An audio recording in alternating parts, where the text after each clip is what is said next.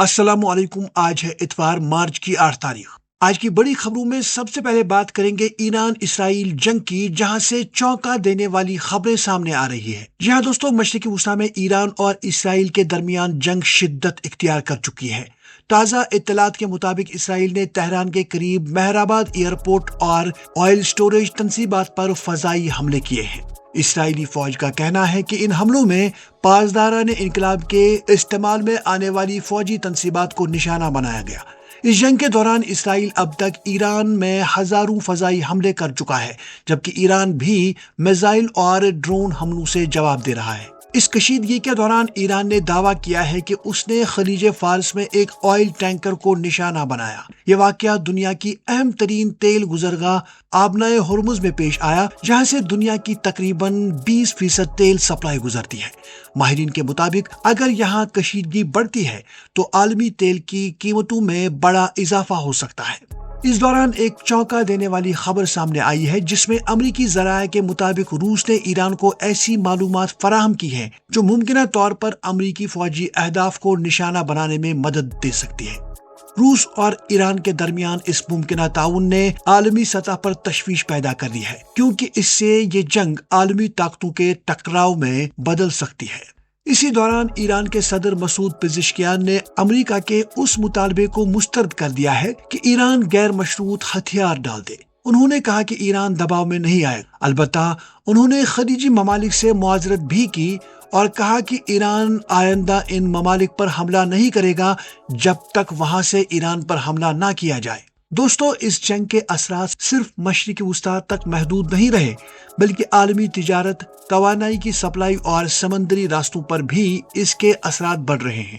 دوستو، مشرقی وسطی کی جنگ کے باعث عالمی شپنگ روٹس متاثر ہونے کے بعد بھارتی حکومت نے برآمد کنندگان کو ریلیف دینے کا اعلان کیا ہے۔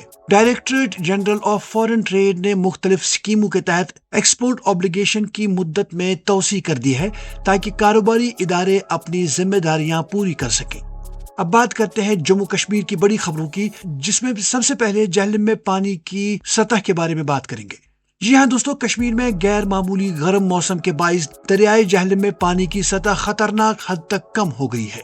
سرکاری اعداد و شمار کے مطابق دریائے جہلم کا پانی جنوبی کشمیر کے اسٹیشن پر 0 مارک سے نیچے چلا گیا ہے۔ ماہرین کے مطابق اس کی بڑی وجہ کم برف باری اور بارش ہے۔ زرعی ماہرین کا کہنا ہے کہ اگر بارش نہ ہوئی تو اپریل اور مئی میں دھان کی کاشت متاثر ہو سکتی ہے۔ بات کریں گے کشمیر کی صورتحال کی، جس میں چند روز کی کشیدگی کے بعد حالات دوبارہ معمول پر آ گئے ہیں۔ سری نگر کے اہم علاقوں میں لگائے گئے سیکورٹی بیریکیڈز ہٹا دیے گئے ہیں اور بازار اور ٹرانسپورٹ دوبارہ بحال ہو گئی ہے۔ احتیاطی طور پر بند کی گئی موبائل انٹرنیٹ اور پری پیڈ سروسز بھی بحال کر دی گئی ہے۔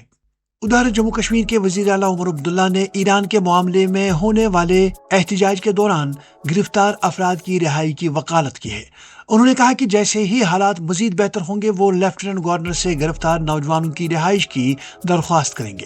اس سلسلے میں بڑگام کے ایم ایل اے آغا سعید منتظر مہدی نے سوگواروں کے خلاف درج FIR واپس لینے اور زیر حراست نوجوانوں کی فوری رہائی کا مطالبہ بھی کیا ہے۔ اگلی خبر میں بات کرتے ہیں سینئر صحافی کے انتقال کی۔ یہاں دوستو، کشمیر کے معروف صحافی عبدالرشید شاہ کا سری نگر میں انتقال ہو گیا ہے۔ وہ اردو روزنامہ ندائے مشرق کے چیف ایڈیٹر تھے اور کئی دہائیوں تک کشمیر کی صحافت سے وابستہ رہے۔ ان کی وفات پر صحافتی اور سیاسی حلقوں نے گہرے رنج و غم کا اظہار کیا ہے۔ بات کریں گے ٹرانسپورٹ کرایوں میں اضافے کی۔ جموں کشمیر میں عوامی ٹرانسپورٹ کے کرایوں میں تقریباً 18% اضافے پر سیاسی بحث جاری ہے۔ بھارتیہ جنتا پارٹی نے اس فیصلے کو عوام مخالف قرار دیا ہے، جبکہ حکومت نے کہا ہے کہ ایندھن اور اخراجات بڑھنے کے باعث یہ اضافہ ضروری تھا۔ آگے بڑھتے ہیں، بات کرتے ہیں کنٹریکچول لیکچررز کی۔ محکمہ تعلیم نے 2003 سے تعینات کیے گئے 10+2 کنٹریکچول لیکچررز کی مکمل تفصیلات طلب کر لی ہے۔ حکام کے مطابق یہ معلومات پالیسی فیصلوں اور ممکنہ ریگولرائزیشن کے لیے جمع کی جا رہی ہے۔ آج medical entrance test NEET UG کے لیے آن لائن درخواست جمع کرانے کی آخری تاریخ ہے۔ کشمیر کے کئی طلبہ نے انٹرنیٹ مسائل کے باعث تاریخ میں توسیع کا مطالبہ کیا ہے۔